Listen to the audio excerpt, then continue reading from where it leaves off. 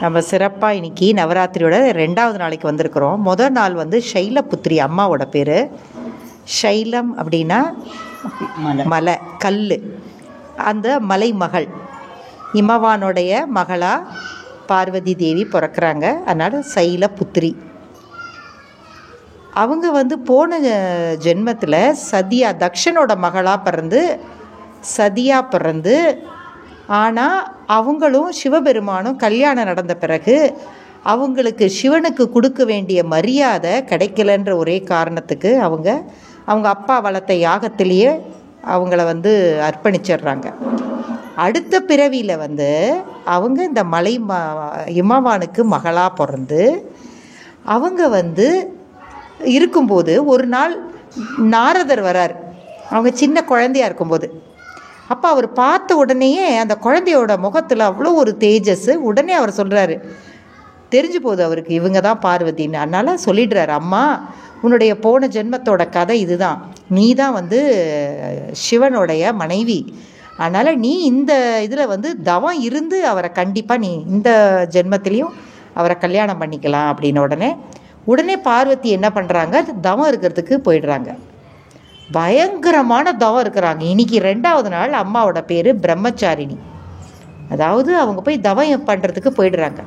அதாவது சில ஆண்டுகள் இல்லை, 1000 ஆண்டுகளாக பயங்கரமான தவம்.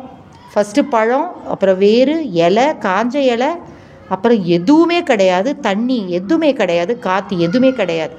அவங்க பண்ண தவம் வந்து 3 உலகத்துலேயும் எதிரொலிக்குது. பிரம்மா வராரு. வந்து உனக்கு என்னம்மா வரம் வேணும்னா, இந்த மாதிரி சிவனே வரணும், எனக்கு என்னோட கணவராக வரணுன்னா கண்டிப்பாக அது நடக்கும்னு சொல்லி அப்புறம் சிவபெருமானே வந்து அம்மாவை கல்யாணம் பண்ணிக்கிறாங்க. இது என்ன காமிக்குது நம்மளுக்கு? நம்ம இந்த விழாவை கொண்டாடும் போது நம்மளுக்கு இதிலேருந்து என்னன்னா, அந்த மாதிரி நம்ம ஒரு காரியத்தை எடுத்து பண்ணும்போது அதில் நிறைய தடங்கள் வரும். கஷ்டமான காலத்தில் இன்னும் நிறைய பிரச்சனைகள் அப்போ தான் வரும். நம்ம அந்த இதை செய்ய முடியுமா முடியாதான்ற அளவுக்கு அந்த நம்மளை டெஸ்ட் பண்ணி பார்ப்பாங்க கடவுள். ஆனால் நம்ம அதை எல்லாமே தைரியமாக பக்தியோடு நாம் வந்து அதை எதிர்கொண்டோம்னா பகவான் மேலே பாரத்தை போட்டுட்டு நம்ம ஆனால் மனம் தளரவே கூடாது. அந்த நம்ம உள்ளே இருக்கிற அந்த தன்னம்பிக்கை அதை இழக்கக்கூடாது. அப்போ கண்டிப்பாக நம்மளுக்கு வேண்டியதை நம்ம அடையும். அதுதான் இன்றைக்கி அம்மாவுடைய அந்த அவதார் நம்மளுக்கெல்லாம் அவள் எடுத்து காமிக்கிறது. அதனால் அம்மாக்கிட்ட நம்ம இன்றைக்கி நல்ல நம்ம ப்ரேயர் பண்ணி அந்த மாதிரி நம்மளுக்கும் கஷ்ட காலத்துலேயும் அந்த வலிமையை கொடுத்து அதிலிருந்து நம்ம வெளியே வர்றதுக்கு வேண்டிய ஆசீர்வாதத்தையும் வாங்கிக்கும். இந்த வாய்ப்பு கொடுத்ததுக்கு எங்கள் அம்மா, அருணம்மா எல்லாருக்குமே நன்றி. உங்கள் எல்லாருக்குமே நீங்கள் எல்லாம் வந்து இது இன்னும் சிறப்பாக பண்ணி இதிலேருந்து நீங்கள் எல்லாமே நிறைய விஷயங்களை தெரிஞ்சுட்டு உங்கள் வாழ்க்கையில் அதை எடுத்து பண்ணிங்கன்னா ஒன்றும் பெரிய கஷ்டமே இல்லை. எதை வேணால் நம்ம சாதிக்கலாம். நன்றி, வணக்கம்.